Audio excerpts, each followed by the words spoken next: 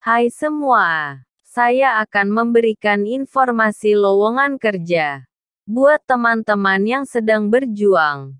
Tetap selalu berdoa, semangat berusaha dan jangan putus asa. Semoga informasi yang saya berikan dapat bermanfaat bagi kita semua.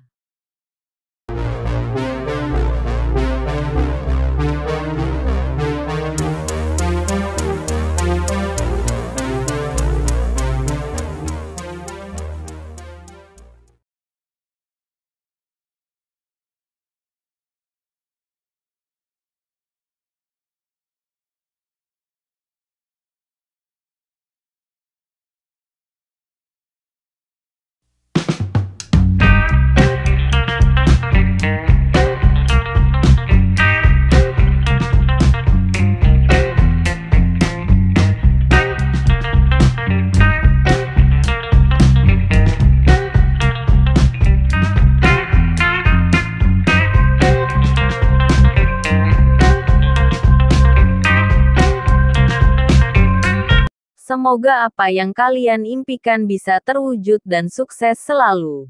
Terima kasih. Salam sukses.